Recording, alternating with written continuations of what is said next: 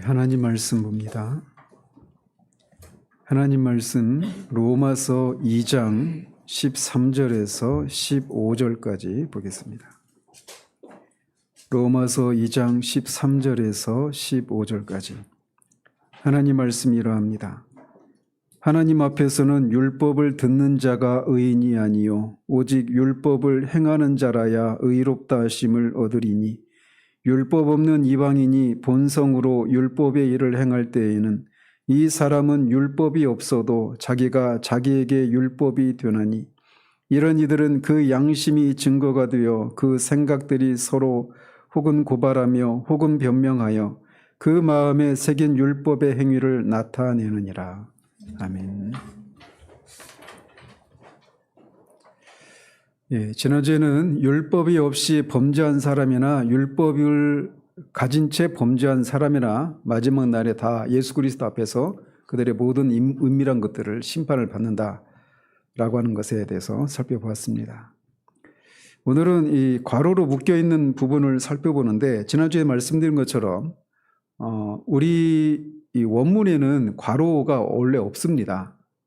사본에도 없고 번역본에만 이게 괄호가 있는데 이 괄호 부분이 13절부터 15절까지 괄호로 묶는 것이 문맥상 자연스럽다라고 말씀을 드리면서 지난주는 12절과 16절만 이렇게 살폈습니다. 그래서 오늘은 13절부터 괄호로 묶여있는 이 부분을 살펴보도록 합니다. 궁극적으로 결론적으로 미리 말씀을 드리면 사도가 이 부분에서 강조하고 있는 것이 무엇이냐면 복음을 듣지 않은 사람들 또는 율법이 없이 죽은 사람들은 어떻게 구원을 받는가, 이런 우리의 어떤 지적인 호기심을 만족하기 위한 구절이 아닙니다. 궁극적으로 강조하고 싶은 건 뭐냐면 율법이 없는 이방인을 향한 하나님의 심판도 의롭다라고 하는 것을 말해주기 위해서 이거를 특별히 더 부각시켜서 강조를 하고 있는 것이라고 하는 것을 염두에 두고 오늘 본문을 살펴보도록 합니다. 먼저 사도는 13절에서 하나님 앞에서는 율법을 듣는 자가 의인이 아니요 오직 율법을 행하는 자라야 의롭다 하심을 얻는다라고 말합니다. 즉 사도는 율법을 들어서 율법이 무엇을 요구하고 있는지를 아는 것으로는 의롭다함을 받을 수가 없고 그 율법이 요구하는 것을 행해야 의롭다함을 받을 수 있다라고 말을 하고 있는 겁니다. 이미 몇 차례 말씀을 드렸지만 이 말이 사도가 율법을 지키면 구원을 받을 수가 있구나, 그런 가능성이 있구나, 이거를 얘기하려고 하는 게 아닙니다. 지금 이 문맥에서 계속 말하고 있는 것, 3장 20절까지 이어지고 있는 이 문맥 속에서 사도 바울이 계속 얘기하고 있는 것은 유대인이나 이방인이나 다 율법의 행위로는 의롭다함을 받을 수 없다. 왜? 인간이 전적으로 타락하고 전적으로 무능력하기 때문에 모든 사람은 다 하나님의 진노 아래에 있고 스스로의 힘으로는 구원에 이룰 수가 없다. 이거를 얘기하고 있는 거예요. 그래서 이 문맥 속에서 뜬금없이 갑자기 율법을 지키면 의롭다함을 받을 수 있다, 그런 가능성이 있다, 이 얘기를 하는 게 아니라고 하는 것을 염두에 두고 계속 말씀을 들어야 합니다. 특히 사도가 율법을 읽는 자가 의롭다함을 받는 것이 아니다 이렇게 말하지 않고 율법을 듣는 것으로는 의롭다함을 받지 못한다 이렇게 말하고 있는 것은 당시 유대인들이 율법을 공부하는 게, 율법을 배우는 통로는 주로 회당에서 율법을 듣는 것을 통해서 이루어졌기 때문에 이렇게 얘기를 하고 있는 겁니다. 그 당시에는 문명도 있었고 이 성경책이 우리가 같이 이제 그렇게 하나하나의 책으로 묶여져 있고 개인이 소장할 수 있는 이런 것들이 아니었기 때문에 주로 이제 듣는 것을 통해서 율법을 알 수 있었단 말이죠. 마찬가지로 따라서 여기서는 듣는 것만이 아니라 읽는 것도 해당이 되겠죠. 그러니까 율법을 읽거나 듣는 것을 통해서 율법이 요구하는 것이 무엇인지를 아는 것으로는 의롭다함을 받을 수가 없다라고 하는 것을 얘기해 주고 있는 거예요. 따라서 바울의 이 지적은 자신들은 하나님의 택한 백성으로서 율법을 소유하고 있기 때문에 하나님의 진노와는 무관하다. 이 율법을 소유하지도 못해서 율법이 무엇을 말하는지도 모르는, 하나님이 요구하시는 것이 무엇인지도 모르는 짐승 같은 이방인들에게나 하나님의 진노가 해당되지, 자신들은 하나님의 진노와는 무관하다라고 하는 이 유대인들에게는 엄청난 충격적인 그런 지적인 겁니다. 우리들은 그냥 당연하다 이렇게 생각하겠지만, 이 유대인들이 가지고 있었던 이 선민의식, 자신들은 하나님의 택한 백성으로서 구원받은 사람들이고 하나님의 백성이라고 하는 이 생각을 가지고 있는 유대인들에게 그들이 생각하고 있는 이 특권, 잘못된 특권을 지적을 받고 있는 것은 그들의 입장에서 보면 굉장히 충격적인 그런 얘기가 되는 겁니다. 그들은 하나님의 택한 백성이라고 하는 사실이 하나님께서 죄에 대해서 부여하신 그런 어떤 면책 특권을 가져다 주는 것이 아니라고 하는 것을 깨달아야 했지만 그거를 알지 못하고 있었기 때문에 그걸 지적하고 있는 겁니다. 지식이라고 하는 것은 지식 그 자체로서는 아무런 의미가 없습니다. 그 지식이 실제적으로 활용되고 선용되는 것으로 나타나야 그 지식이 실제로 의미가 있는 거예요. 한국은행에 돈이 많다라고 하는 그 지식, 정보를 가지고 있는 것이 우리의 살림에 아무런 보탬이나 도움이 되지 않는 것처럼 율법이 요구하는 것이 무엇인지를 아는 그 율법에 대한 지식을 가지고 있는 것이 아무런 의미가 없다라는 겁니다. 그 지식을, 율법이 요구하는 그 지식에 따라서 그 율법을 행하는 삶으로 이어지지 않는다라면 지식이라고 하는 것은 아무런 의미가 없다라는 거예요. 이것은 오늘날 우리들에게도 굉장히 경각심을 가지게 하는 사실임을 우리가 기억해야 합니다. 우리가 하나님을 알고 구원을 받은 이후에 또는 구원받기 전이라도 우리가 성경을 너무 모르고 하나님의 말씀을, 하나님의 뜻을 모르고 신앙생활의 전반에 대해서 우리가 잘 모르는 것 때문에 막 마음에 답답함이 있고 어떤 때는 막 조급함도 일어나고 더 알고 싶은 마음이 자연스럽게 일어납니다. 그런데 우리가 주의해야 될 지점이 바로 그거예요. 성경에 대한 지식이 쌓여가면 쌓여갈수록 쌓여가면 내가 뭔가 더 된 것 같이 생각하는 그런 잘못을 범하지 말아야 한다는 겁니다. 그 지식을, 그 진리를 우리가 실제로 살아내는 것이 아니라면 그 지식은 그 자체로는 아무런 의미가 없는 거예요. 유대인들이 빠졌었던 그런 이 잘못이 바로 그것인데 오늘날 우리들에게도 이 부분에서는 우리가 주의를 할 필요가 있다는 거죠. 얼마든지 내가 바른 신앙 고백을 하고 예수를 믿는 것이 무엇인지에 대해서 바른 신앙 지식을 가지고 바른 신앙을 고백하고 있다 하더라도 그 신앙 고백에 따른 실제적인 삶으로 이어져서 내가 고백하는 그 진리의 그 능력을 맛보고 그것이 정말 내 것이라고 하는 것을 드러내는 이런 것이 아니라면 우리가 알고 있는 지식이 오히려 우리를 더 큰 하나님으로부터 책망을 받게 하는 그런 것이 될 수 있다라고 하는 걸 기억해야 됩니다. 그래서 사도는 선생되려고 하지 말라라고 얘기를 하는 거예요. 알면 알수록 자신에게 부여된 그런 책임이 커지기 때문이죠. 그러면 또 어떤 사람들은 항상 우리는 이 어떤 그 꼼수를 생각하잖아요. 그러면 내가 하나님께 그 큰 책임을 지지 않기 위해서는 조금만 알아야 되겠다. 이런 생각을 하시는데 그것도 잘못된 겁니다. 왜 그럴까요? 구원받은 사람들의 삶의 유일한 목적이 있다라면 하나님을 영화롭게 하는 거예요. 하나님을 영화롭게 하는 것, 하나님을 위해서 사는 거예요. 하나님을 영화롭게 하는 것의 그 첩경이 무엇이냐면 하나님의 뜻대로 살아서 하나님이 하신 일들을 우리의 존재와 삶을 통해 더 많이 증거하는 것, 이것을 통해서 하나님을 영화롭게 하는 거란 말이죠. 그러니까 조금 알면 조금밖에 못 사는 겁니다.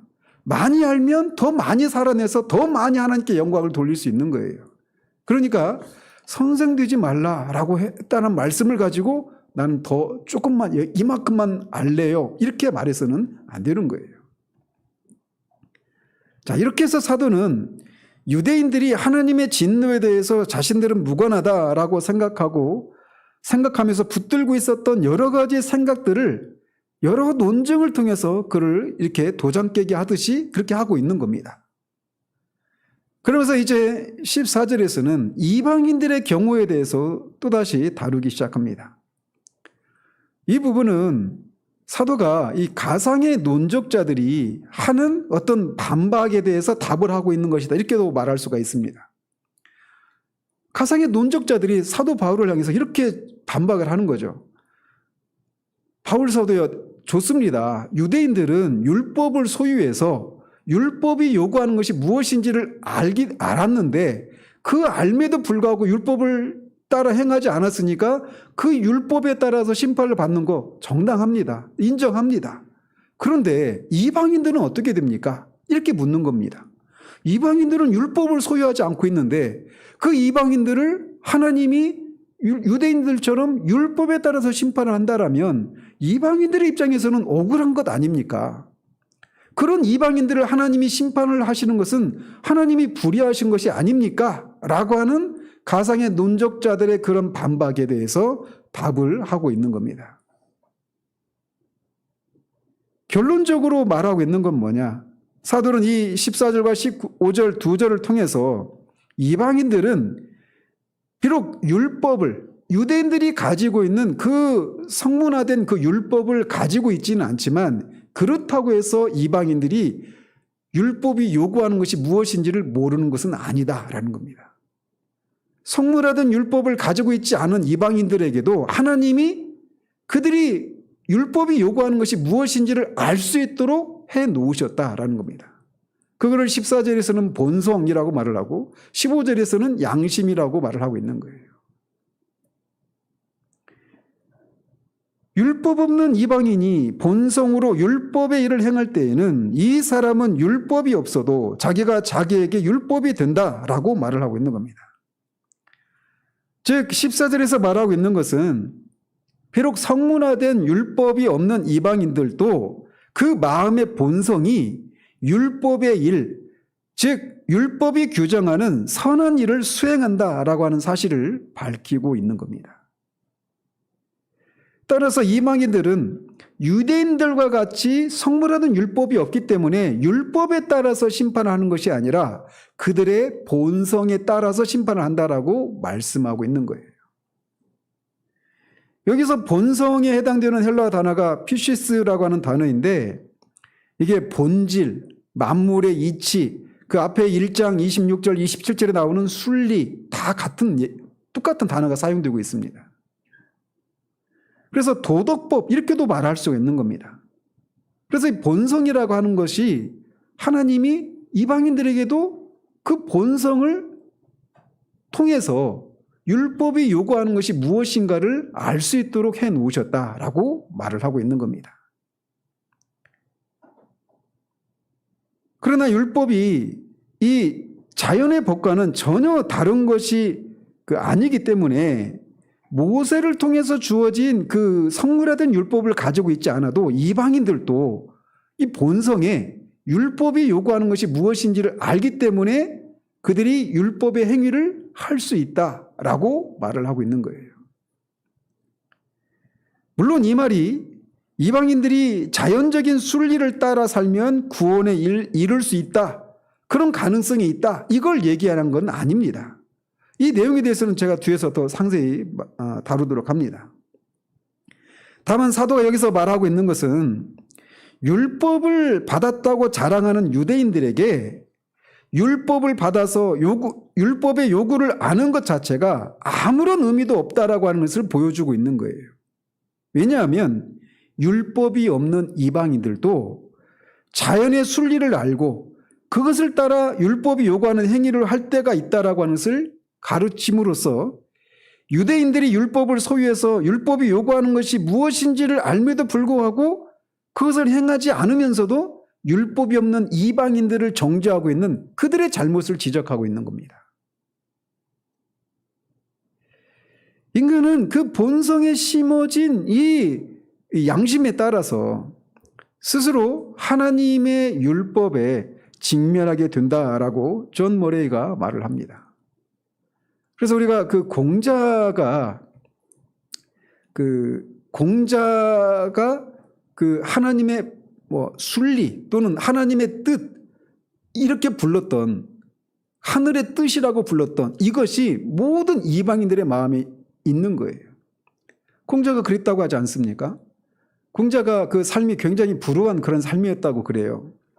그런데 그 공자가 사람의 나이를 이렇게 구분한 그 6세대로 이렇게 나눠서 그 부른 이름들이 있죠.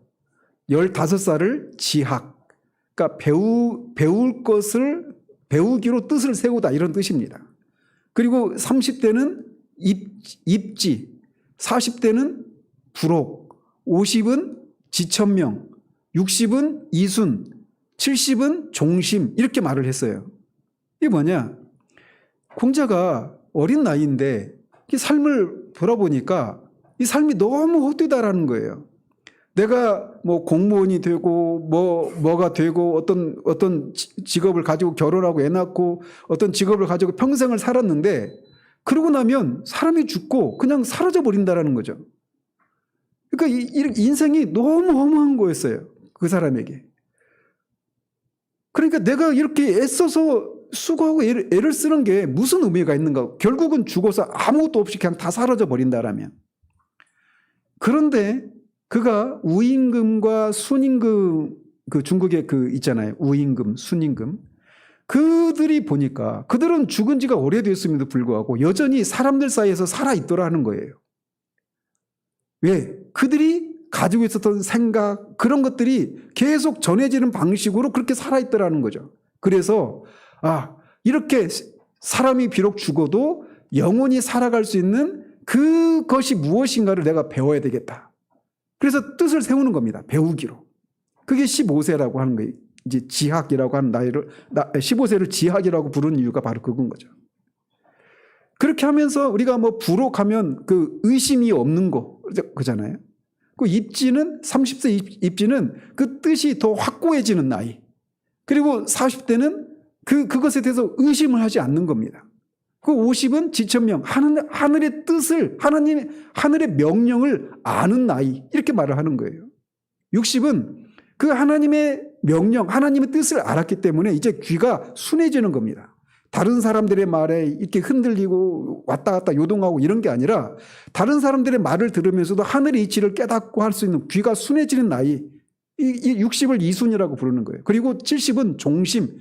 그렇게 되니까 이제 70이 되니까 내가 내 마음이 원하는 대로 살면 하나님의 법도를, 하늘의 법도를 어기는 것이 없는 그런 삶을 살게 되는 나이, 이렇게 종심이라고, 그래서 종심이라고 부른다고 하더라고요. 그러니까 공자도 이방인이잖아요. 율법이 없는 이방인인데 이방인도 그렇게 그 이방인들 중에 어떤 이 율법의 행위를 하는 데 있어서 대표적인 인물이라고 할 수 있는 공자가 그렇게 인생을 그렇게 통찰을 했던 겁니다. 그래서 공자가 구원을 받을 수 있다는 얘기냐 아니냐 이걸 얘기를 하는 게 아닙니다. 이 부분은 제가 뒤에서 이제 결론적으로 말씀을 드릴 거예요. 어쨌든 그런 것처럼 이 이방인들도 그런 게 있다라는 겁니다. 그래서 하늘의 뜻에 자기가 일치하는 삶을 살아서 하늘의 뜻과 하늘의 마음과 내 마음이 하나가 되면 이제 내가 하나가 된다라는 겁니다. 하늘과 한 마음이 되어서 그렇게 될 때 내가 죽어도 내가 영원히 하늘과 하나가 되어서 영원히 산다. 이런 생각을 했던 거예요. 그런데 그것이 바로 이제 본성이라는 겁니다. 본성. 그래서 그 마음을 따라서 살면 하늘의 법도를 이제 어기지 않게 되는 나이가 되었다. 이렇게 말한단 말이죠. 그런데 제가 말씀드리고 싶은 건 그렇다고 해서 이방인이 그 본성을 따라 살면 구원을 받을 수 있다. 이런 가능성에 대해서 말하고 있는 게 아니에요.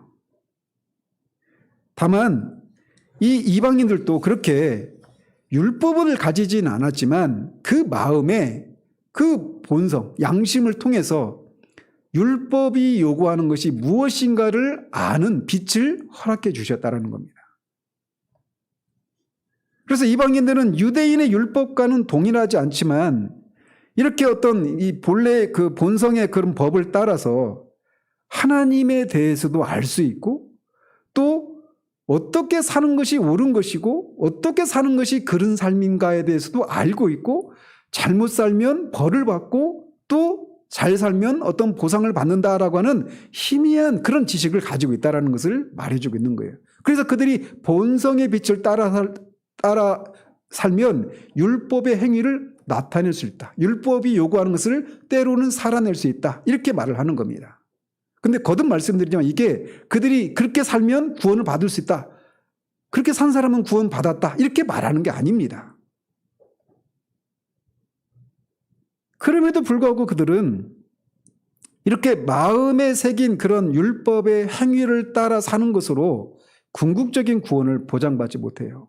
왜냐하면 이 이방인이 갖고 있는 그 양심의 법은 간혹 모세 율법과 비슷한 그런 법과 규례를 가질 수는 있지만 율법의 궁극적인 의미에는 도달할 수 없기 때문에 그렇습니다. 율법이 궁극적으로 요구하는 것이 무엇입니까? 우리 주님이 율법사에게 말했던 것처럼, 우리가 앞에 그 예배 전에 읽었던 십계명 낭독할 때 읽었던 것처럼 율법을 요약해 주시잖아요. 네 마음과 목숨과 뜻을 다해서 주 너의 하나님을 사랑하라. 내 이웃을 내 몸과 같이 사랑하라. 이게 율법의 궁극적인 목적이에요. 그런데 이방인들은 이것을 살아낼 수 없다는 겁니다. 이것이 중요한 것은 자신은 예수님을 믿지는 않지만 자신은 매우 도덕적이고 선한 삶을 살았기 때문에 예수 그리스도를 믿을 필요가 없다라고 그렇게 주장하는 사람을 만났을 때 그를 어떻게 대할지에 대해서 우리가 한 가지 교훈을 받게 합니다. 우리는 믿지 않는 사람들 중에도 신자들보다 더 도덕적이고 윤리적이고 선한 삶을 살아가는 사람들을 종종 봅니다. 그 박효진 장로님 그 간증에 나오죠. 그 도사라고 불렸던 힌두교와 이 조로아스터교에 이렇게 심취해가지고 정말 그 수감자들 사이에서 또 그 간수들 사이에서도 도사라고 불릴 정도로 정말 법 없이 살 수 있는, 정말 도덕적이고 선하고 그렇게 착하게 이를 데 없는, 한 번도 욕을 한 적도 없고 화를 낸 적도 없고 자기가 있는 그 영치금을 불쌍한 사람들 도와주고 그렇게 수련으로 단련된 그 도사라고 불렸던 그런 사람들. 그래서 간수들이 그렇게 말했다고 하지 않아요? 이 사람은 구원받았다. 이렇게까지 말이죠. 그런 사람들을 향해서 우리가 할 수 있는 얘기가 바로 이 지점이에요. 그들이 그 마음에 새겨진 본성의 빛을 따라서 도덕적이고 어떤 그 선한 삶을 살 수 있습니다. 그러나 율법이 요구하는 궁극적인 것에는 도달하지 못한다는 거예요. 율법이 요구하는 궁극적인 것은 말씀드린 것처럼 우리의 전 존재를 다해서 하나님을 사랑하는 것이에요. 그런데 거기에 도달할 수가 없다는 겁니다. 이방인이 가진 그 빛을 가지고는. 그렇기 때문에 웨스트민스터 1장 1항에서 첫 번째로 다루는 게 뭡니까? 본성의 빛을 따라서 하나님에 대해서 우리가 어느 정도 알 수 있지만 구원에 이르는 하나님과 구원에 이르는 하나님의 뜻은 알 수 없다. 그렇기 때문에 일반 계시의 빛으로는 부족하고 특별 계시가 필요했고 특별 계시 중에 하나인 성경이 주어졌다. 이 얘기를 하고 있잖아요. 그렇기 때문에 아무리 도덕적이고 선한 삶을 산 사람이라 하더라도 이 율법이 요구하는 궁극적인 것을 충족시킬 수가 없다는 겁니다. 뿐만 아니라 설령 그렇게 했다고 치십시다. 그래서 공자가 말하는 것처럼 70이 되고 보니까 종심의 나이가 되어서 내 마음을 따라서 내가 살면 이게 하늘의 법도와 어긋나지 않게 되더라. 그런 삶을 살았다고 치십시다. 그러면 그 이전에는 마음을 따라 살았을 때 하늘의 뜻에 어긋나는 삶을 살았었는데 이제 70이 되니까 그 마음을 따라 살아가는 것이 하늘의 법도에 어긋나지 않게 되더라. 이 얘기를 했잖아요. 결국은 여기에서 또 부딪히는 겁니다. 야고보 사도가 말하기를 야고보서 2장 8절에서 11절까지 해서 말하고 있는 것처럼 우리가 율법을 계속 지키다가 율법의 단 하나만이라도 어기면 모든 것을 어긴 것이다라고 말을 합니다. 그러니까 한 가지만 어겨도 율법의 모든 것을 어긴 것이 된다라는 거예요. 그래서 지금까지 계속 율법을 지켜왔다 하더라도 이방인들이 본성의 빛을 따라서 한 번도 마음의 그 본성의 빛이 요구하는 그런 삶을 어기지 않고 그렇게 살았다 치더라도 단 한 번이라도 그것을 어긴다면 그 전체 그 삶이 아무런 의미가 없다라는 겁니다. 율법을 다 어긴 것이 된다라는 거예요.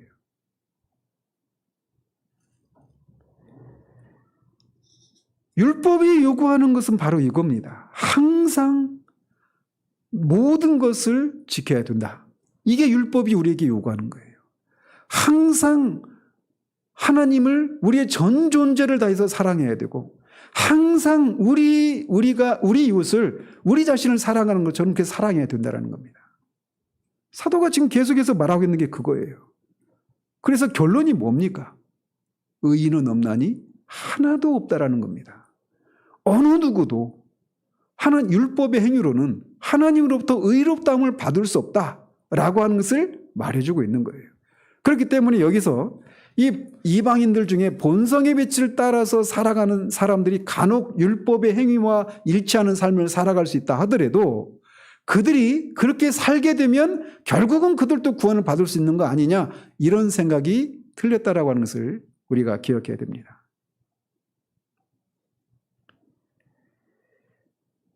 인간이 비록 이 본성의 빛을 따라서 하나님을 알고 하나님이 요구하시는 것이 무엇인가를, 무엇이 선하고 무엇이 악하고 무엇이 도덕적이고 비도덕적인가를 알 수 있는 빛이 있다 하더라도 그것을 하지 못하는 것은 인간의 타락으로 말미암아 그 마음이 어두워졌기 때문에 그래요. 그래서 우리에게는 새로운 계시의 빛이 필요하다라는 것입니다.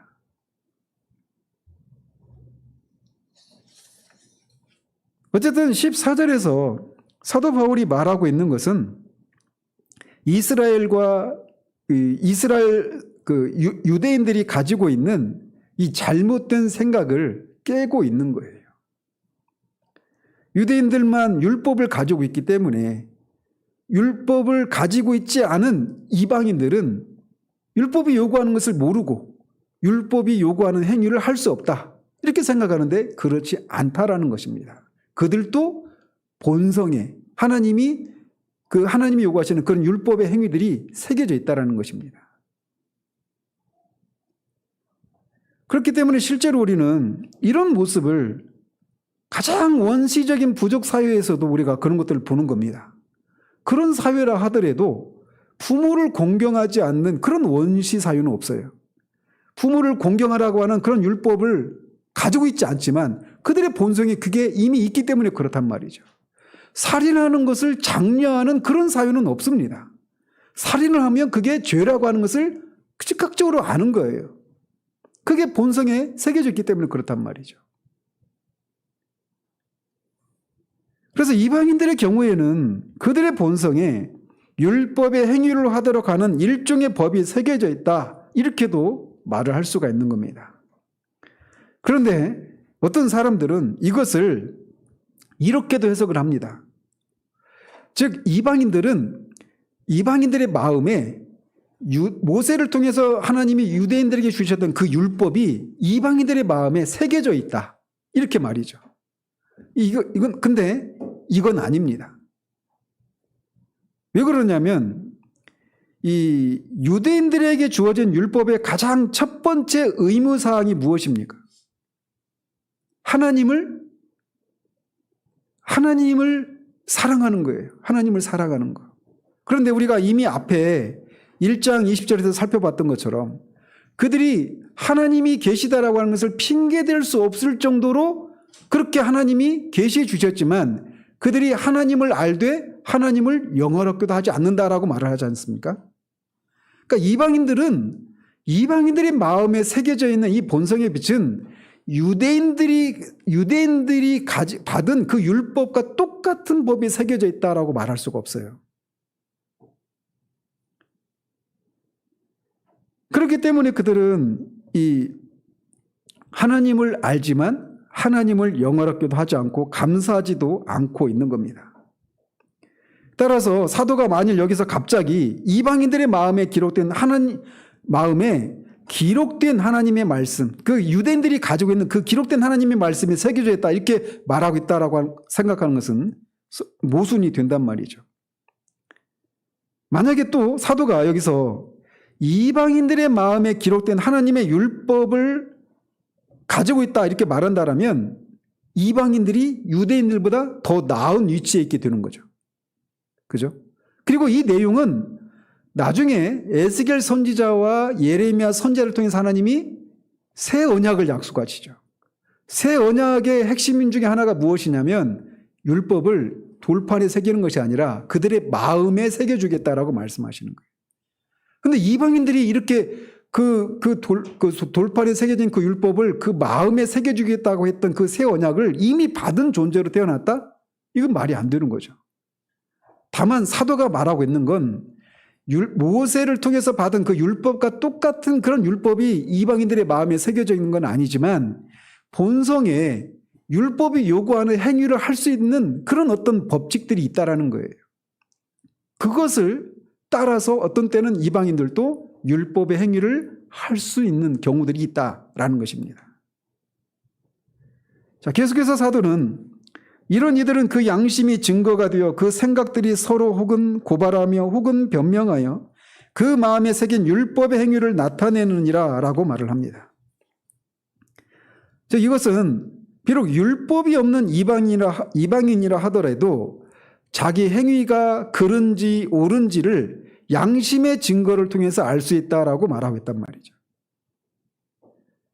여기서 그 양심이 증거가 되어 이게 원문을 이렇게 직역하면 그 양심 자체가 함께 증거함으로 이런 말입니다. 또는 그 양심 자체가 계속해서 확인하여 주므로 이런 뜻이에요. 이 무슨 말이냐면 이방인이 어떤 행위를 하려고 하면 그 행위가 본성에 따른 그런 행위인지 아닌지를 양심이 알려준다라는 겁니다. 본성에 따라서 행동하지 않으면 양심이 그를 송사하고 고발해서 양심의 가책을 느끼게 하는 것을 통해서 그가 하려고 하는 일이 본성에 따른 것인지 아닌지를 알 수 있도록 양심이 그 행위로 하려고 할 때 양심이 함께 증거한다 이렇게 말을 하고 있는 거예요. 그래서 실제로 보면 우리가 어떤 잘못된 일을 하게 되면 양심의 가책을 느끼지 않습니까? 양심이 우리 안에 사는 일이 바로 그거란 말이에요. 그래서 내가 옳지 않은 일을 하고 있구나 라고 하는 것을 즉각적으로 알게 된단 말이죠. 한편 이 우리말로 양심 이렇게 번역을 했는데 이 양심이 한자를 그대로 풀면 착한 마음입니다. 양심이라고 하는 게. 그런데 헬라어로는 그 의미가 달라요. 헬라어로는 이 양심이라고 하는 단어가 함께라고 하는 단어와 공동으로 인식하다 또는 함께 보다, 보다 인식하다 이런 의미가 합성된 단어입니다. 그래서 함께 보다, 공동으로 인식하다, 함께 인식하다 이런 의미입니다. 이게 무슨 말이냐면 이 어떤 행위가 옳은 행위인지 아닌지는 그 사람 개인에게만 이게 옳은 것이고 그런 것이다 이렇게 말하는 게 아니라 공통적으로 누구나 그게 옳은 것이 아니다 또는 옳은 것이다 이렇게 작동을 한다라는 거예요. 그게 양심이라는 것입니다. 그러니까 양심이 개인적으로 다 여기서는 살인이 용납되고 다른 곳에서는 살인이 용납되지 않고 이런 게 아니라는 겁니다. 공통의 그런 일치하는 그런 인식을 가지고 있다라는 거예요. 특히 사도는 양심을 생각과 마음과 같이 사용하고 있습니다. 그런 양심이 마음에 기록된 율법을 알도록 깨우쳐주는 역할을 부여받은 것으로 인식하고 있는 겁니다. 그래서 양심은 모든 사람들에게 자신이 하는 행동이 옳은지 그른지를 분별하게 해주는 그런 기능을 하기 때문에 이 양심이라고 하는 것이 모든 사람들에게 또 그 사회 전체에 매우 중요한 것이다 라고 할 수가 있는 겁니다. 양심이 어떤 사람이 어떤 행동을 할 때 양심이 어떤 식으로 그게 잘못된 행동이라고 지적을 하느냐면 논리적인 그런 추론의 과정을 통해서 그게 옳은 것이 아니야 또는 옳은 것이야 이렇게 말하지 않습니다. 양심은 그냥 직관적으로 무슨 어떤 행동을 하게 되면 직관적으로 그냥 바로 이게 잘못됐다 옳다 이렇게 지적하는 방식으로 양심이 그거를 그렇게 양심의 기능을 수행하고 있는 겁니다. 따라서 오늘날 우리가 살고 있는 세상이 또는 심지어는 교회도 마찬가지예요. 많은 부조리와 모순이 있는 이유가 무엇일까요? 사람들이 양심에 따라서 살고 있지 않기 때문이다 라고 말할 수가 있는 겁니다. 양심은 하나님이 그 스토아 철학자들도 그렇고 전통적으로 그 복음주의 진영 안에서도 양심은 하나님이 사람들의 마음에 심겨놓으신 하나님의 내적인 음성이다 이렇게 얘기를 합니다. 그래서 사람들이 무엇인가 어떤 행동을 하려고 할 때마다 어떤 선택을 하려고 할 때마다 그게 하나님의 뜻에 맞는지 아닌지를 양심을 통해서 확인하고 그 양심에 따라 살아가도록 그렇게 해놓으신 내부적인 장치다 이렇게 얘기를 하는 거예요. 사도는 이렇게 이방인들도 자신의 행위가 본성을 따른 올바른 행동인지 아닌지를 양심을 통해 알 수 있다라고 말을 하고 있는 겁니다. 그렇지만 말씀드린 것처럼 모든 사람의 양심이 제대로 제 기능을 하는 것은 아니라는 겁니다. 우리가 지금 우리가 살고 있는 이 세상이 그걸 증명해 주고 있죠. 그래서 더러워진 양심 이런 표현도 있고 양심이 화인 맞았다 이런 표현도 하는 겁니다. 양심을 따라서 살아야 되는데 그것을 애써 무시하다가 나중에는 양심이 아직 그냥 없는 것처럼 그렇게 되어버린 상태. 이게 양심이 화인 맞은 거예요. 앞에서도 말씀드린 것처럼 양심이라고 하는 게 아까 본성이라고 하는 게 그 순리라고 말씀드리지 않았습니까? 그래서 오늘날 우리가 이제 법을 통해 가지고 순리를 따라서 살아가지 않는 것에 대해서 그게 잘못된 것이라고 지적하는 것을 법으로 이제 금지시키려고 하는 이런 시도를 할 정도로 우리 시대가 망가져 있다라고 하는 것을 보여주고 있는 겁니다. 어쨌든 이방인의 마음에서 율법의 행위를 그들이 나타내려고 할 때 그것이 본성에 일치하는 것인지 아닌지를 양심이 알게 해준다는 겁니다. 그래서 양심에 따라서 행동을 하면 그게 이방인들의 경우에도 율법의 행위를 나타낼 수 있다. 율법을 가지고 있지 않은 이방인들도 율법을 가지고 있는 유대인들조차 하지 못하는 그런 일을 하는 경우도 있다라고 하는 것을 말해주고 있는 거예요. 자, 그러면서 그 과정에서 양심이 어떻게 증가하는지에 대해서 사도는 이렇게 말을 합니다. 그 생각들이 서로 혹은 고발하며 혹은 변명하는 방식으로 그들이 하는 행위가 본성에 따른 것인지 아닌지를 알 수 있도록 해준다. 이렇게 말을 하고 있습니다. 이게 고발한다, 변명한다 이 용어는 법적인 용어입니다. 그래서 마치 법원에서 법정에서 검사가 피고인을 막 취조하잖아요. 당신이 이런저런 죄를 지지 않았습니까? 라고 막 고발하는 거죠. 그런 용어입니다. 그리고 변명한다는 얘기는 그걸 받아서 변호사가 막 변명하는 거예요. 변호하는 거죠. 그런 것처럼 우리가 어떤 행위를 할 때 우리 마음에서 양심이 그런 일을 한다라는 겁니다. 그래서 우리가 한 행동에 대해서 양심에 고발하면 또 다른 우리 안에서 누구나 다 그렇게 하지 누가 다 그렇게 살 수 있어 라고 말하면서 자신을 변명하고 정당화시키고 합리화시키는 이런 일이 일어나잖아요. 웃음을 띠는 분들이 계시지만 우리 안에서 이게 무엇인지를 너무나 잘 알고 있지 않습니까? 그런데 양심은 양보가 없습니다. 미리 말씀을 드리면 가장 안전한 방법이 무엇이냐면 양심을 따라 살아가는 거예요. 거듭난 신자들의 경우에도 사도 바울이 특히 그런 용어를 많이 씁니다. 자신이 하나님과 사람 앞에 양심의 거리낌이 없이 했다. 하나님을 섬기되 양심을 따라서 하나님을 섬겼다. 착한 양심을 가져라. 선한 양심, 이런 표현들을 사용합니다. 그래서 거듭난 신자들이 하나님의 뜻이 무엇인가 아닌가도 양심을 통해서 알 수 있다라고 말을 하고 있는 거예요.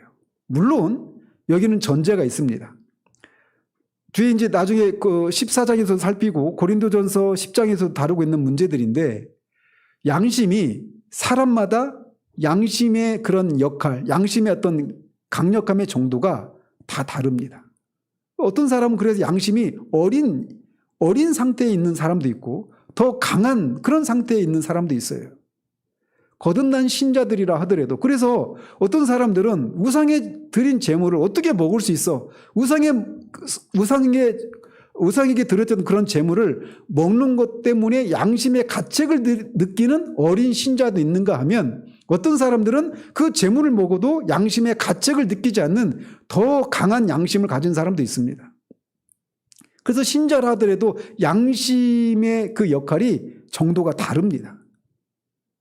따라서 가장 안전한 것은 양심을 따라서 행동을 하는 것인데, 그 양심이 말씀과 성령의 빛을 통해서 훈련을 받을 필요가 있다라고 하는 것을 우리가 기억할 필요가 있어요. 그래서 어떤 사람들의 경우에는, 어떤 신자들에게는 하나님이 용인하시지만 똑같은 일을 어떤 신자들에게는 하나님이 용인하시지 않는 경우들이 있어요. 왜? 그 사람의 양심이 다르기 때문에, 그 사람의 요구하시는 것이 다르기 때문에 그렇습니다. 그래서 어떤 사람은 똑같은 것을 해도 말씀드린 것처럼 가책을 느끼는가 하면, 어떤 사람은 가책을 안 느끼고 자유한 가운데 그런 일을 할 수도 있는 거예요. 그래서 양심을 따라 행해야 되는데, 양심을 따라 행할 때 주의할 것이 있습니다.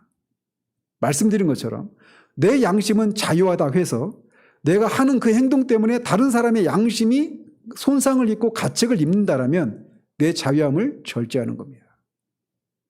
그게 양심을 따라 살아갈 때 우리가 취해야 될 그런 지혜예요. 덕을 세우기 위해서 양심의 그런 자유를 절제하는 이런 것이 필요하다라는 거죠. 다시 돌아와서 사도가 지금 여기서 말하고 있는 건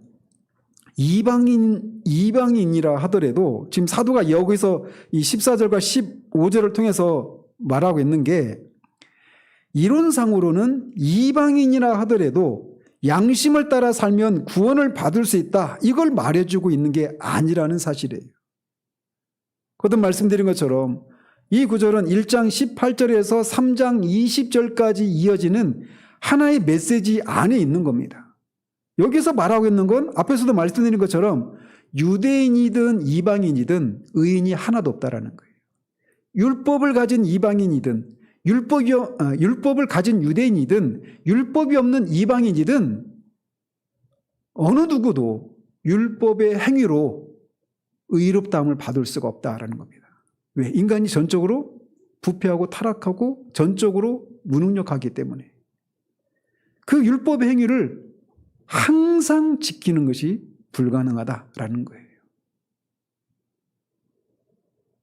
즉 사도는 이 문맥에서 어떻게 구원을 받는가라고 하는 것을 다루고 있는 것이 아니에요. 그의 초점은 어디에 있느냐? 모든 인류가 하나님의 정죄 아래에 있다. 하나님의 심판 아래에 있다. 이거를 얘기해 주고 있는 겁니다. 그렇기 때문에 오직 예수 그리스도의 복음 이외에는 소망이 없다라고 하는 것을 이제 그 결론으로 이끌어가고 있는 중에 이 얘기를 하고 있다라고 하는 것을 기억해야 합니다. 만약에 단 한 사람이라도 자신이 가진 빛에 따라서, 즉 유대인의 경우에는 율법의 빛에 따라서, 이방인의 경우에는 본성의 빛에 따라서 그렇게 율법의 행위를 통해서 의롭다함을 받을 수 있는 가능성이 있다라면 예수님이 오실 필요가 없었죠.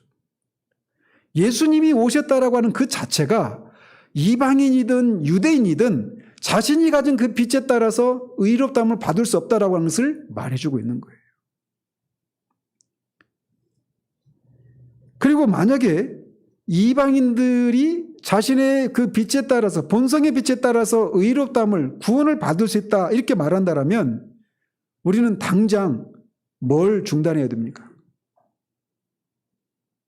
선교를 중단해야 돼요. 그렇죠? 오히려 선교하는 것은 그들에게 더 무거운 짐을 져주는 것이 되고 맙니다. 왜냐? 그들에게도 본성의 빛이 있어서 율법의 행위가 무엇인가를 아는데, 우리가 복음을 전할 때 그 복음 안에는 십계명도 있고 산상수훈도 있고 그렇단 말이에요.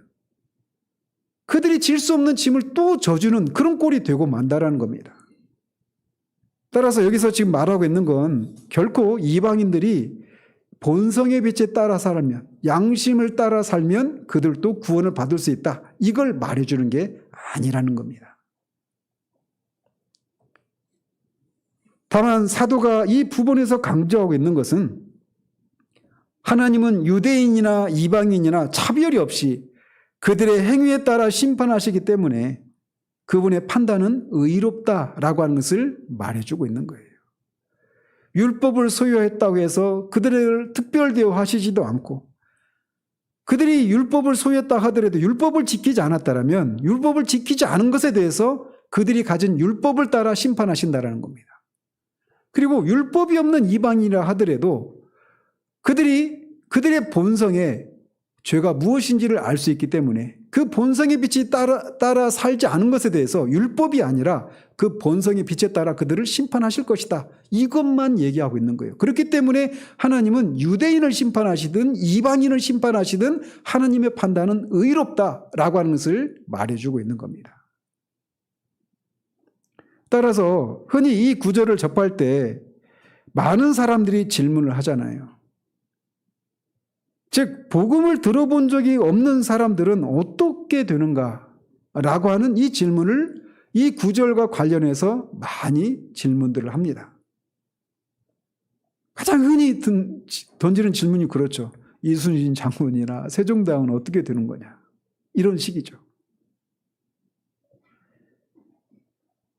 심지어는 어떤 사람들은 고대 소크라테스나 플라톤이나 아리스토텔레스나 이런 철학자들, 이런 사람들을 그리스도가 오기 전에 있었던 그런 그리스도 이전의 그리스도인들이다, 이렇게 말하는 사람도 있어요.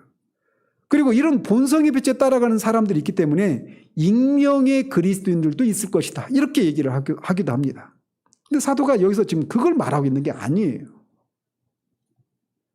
그래서 다시 이 본문을 통해서 우리가 흔히 제기하는 것처럼 그렇게 예수님이 오시기 전에 또는 예수님이 오신 이후에도 우리 선조들처럼 조선시대나 이렇게 막 그런 나라를 위해서 헌신했던 이런 사람들은 그럼 어떻게 되는 거냐라고 하는 이런 질문에 대해서 우리가 성경을 통해서 제가 드릴 수 있는 답은 로마서 9장에 있는 답이에요. 사도 바울은 로마서 9장에서 이렇게 말을 합니다. 이 사람아, 네가 누구이기에 감히 하나님께 반문하느냐? 지음을 받은 물건이 지은 자에게 어찌 나를 이같이 만들었느냐 말하겠느냐, 이렇게 말을 합니다. 그러니까 9장에서 다루고 있는 게 하나님이 전적으로 하나님의 절대적인 주권에 따라서 어떤 사람은 구원하시고 어떤 사람은 구원하지 않는단 말이에요. 그런데 사람들이 아니 하나님 왜 누구는 구원하고 누구는 구원하지 않습니까? 이건 불의한 일이 아닙니까? 불공평하지 않습니까? 이렇게 반문하는 사람에게 사도가 이런 질문을 하고 있는 거예요. 이렇게 반문하고 있는 겁니다. 책망하고 있는 거예요. 이 질문, 즉 이순신 장군은 어떻게 되느냐, 세종대왕은 어떻게 되느냐라고 하는 이 질문에 대해서도 마찬가지 답을 할 수밖에 없다라는 겁니다. 그래서 로이드 존슨은 이렇게 말을 해요. 우리는 알지 못합니다. 우리는 그 질문에 대답할 수 없습니다. 우리가 말할 수 있는 것은 다만 이것뿐입니다. 그들이 도덕적 의식을 통해서 모두 다 정죄를 받았다고 말입니다.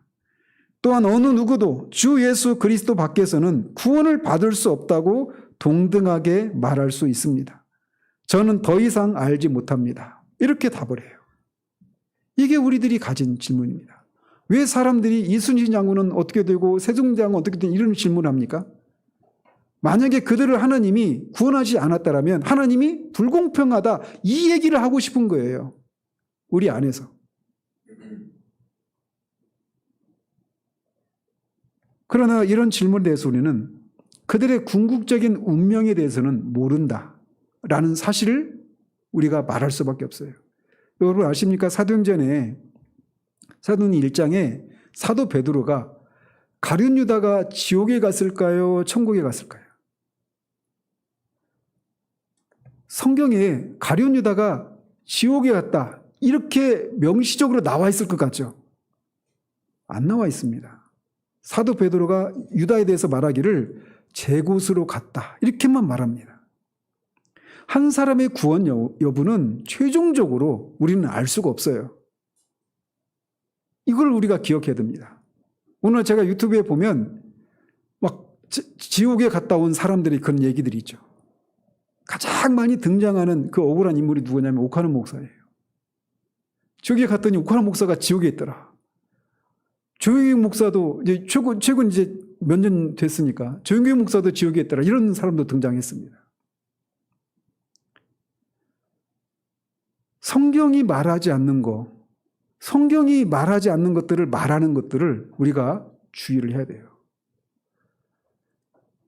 우리는 이 복음을 듣지 못하고 죽은 사람들에 대해서 최종적으로 그들의 최종적인 운명에 대해서는 우리가 모른다라고 답을 해야 하는 것이 가장 성경적인 안전한 답입니다. 다만 확실히 우리가 분명히 알 수 있는 건 뭐냐? 하나님은 절대로 불의한 판단을 하지 않으신다라는 겁니다. 그분의 판단은 항상 옳다라는 거예요. 또 유대인이나 이방인 할 것 없이 모두가 다 하나님의 진노 아래 있다고 말하는 성경이 진리다라는 것입니다. 그러면 그들의 운명은 뻔하지 않습니까? 이렇게 생각할 수 있잖아요. 그죠? 그런데 그건 모르는 일입니다. 하나님이 그들에게 어떤 일을 하실지 몰라요. 이를테면 복음을 한 번도 들어보지 못한 사람들은 예수님이 오시기 전의 사람들, 그리고 또 예수님이 오셨더라도 복음을 듣지 못한 그런 사람들만 있는 게 아니죠. 이를테면 영아들도 마찬가지예요. 영아들 또는 지적인 능력이 없는 사람들, 이런 사람들의 경우에도 복음을 들어도 복음을 이해할 수도 없습니다. 그들에 대해서는 어떻게 됩니까? 이사야에서 보면 천국에 대한 그런 얘기를 하는 중에 어린아이들이 있을 것을 얘기하고 있거든요. 그러니까 천국에도 분명히 어린아이들이 있을 거란 말이에요. 그들이 한 번도 복음을 듣지 못하고 예수님에 대해서 들어보지도 못했단 말이에요. 그들도. 그런데 그들이 천국에 있다라고 우리가 충분히 유추할 수 있는 그런 내용들이 있단 말이에요. 거기에는 하나님의 특별한 어떤 성령의 그런데 누구든지 거듭나지 않고는 천국에 갈 수 없잖아요. 하나님 나라에 들어갈 수가 없잖아요. 그래서 그런 가능성이 있음을 우리가 기억하고 그 영역은 하나님에게 맡기는 게 맞다라는 겁니다. 다만 분명한 것은 우리는 이미 복음을 듣고 있는 사람들입니다. 그래서 복음을 통해서 우리가 하나님의 진노 아래 있다라고 하는 것을 말해주고 있어요. 그리고 우리가 단 한 번이라도 양심의 가책을 느끼는 그런 일을 했다라면 그 단 한 번의 그 행위 때문이라도 우리는 영원한 형벌을 받을 수밖에 없는 사람이라는 겁니다.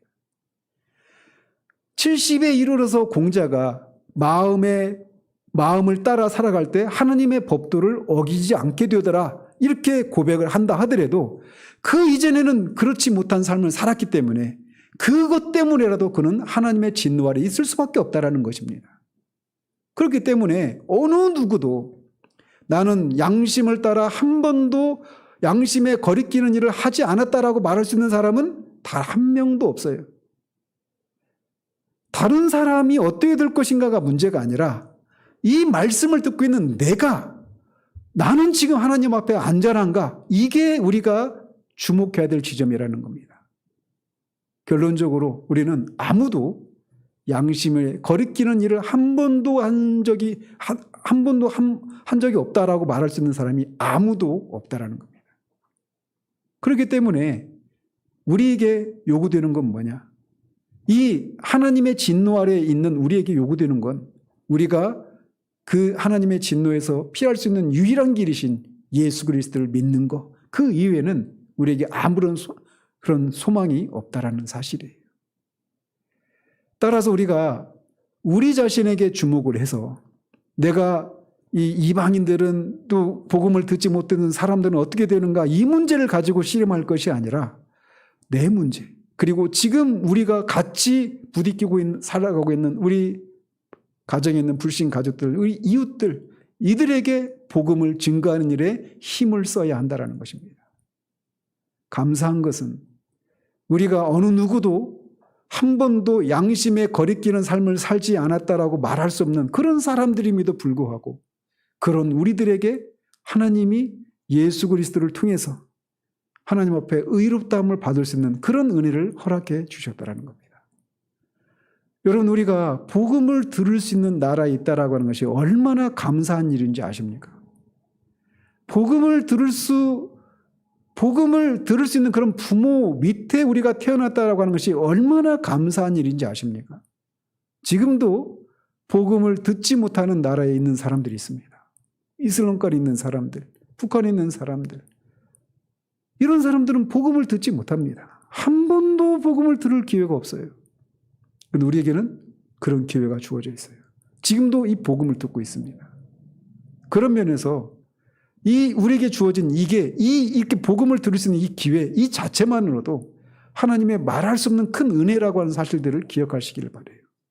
뿐만 아니라 복음을 듣고 복음을 정말 복음으로 알 수 있고, 그래서 예수님을 믿어서 하나님의 진노에서 벗어나 죄사함과 영생의 선물을 얻게 하신 것, 이것은 정말 말할 수 없이 더 큰 은혜라고 하는 사실들을 기억할 수 있는 우리들 되기를 바랍니다. 그래서 그 하나님의 은혜에 대한, 구원의 은혜에 대한 우리가 감사하는 그런 우리들 되어지기를 바랍니다. 기도하겠습니다.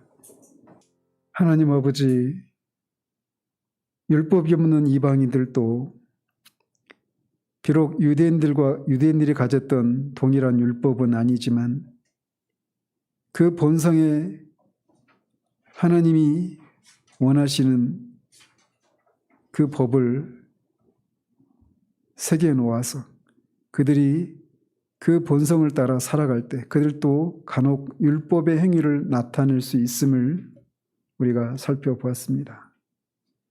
그러나 그들이라 하더라도 단 한 번이라도 그 본성을 따라 살아가지 않아서 양심의 가책을 느끼는 일을 했다라면 그 단 한 번의 그 행위를 인해서도 하나님의 진노를 받아 마땅하다라고 하는 사실을 우리가 보게 됩니다.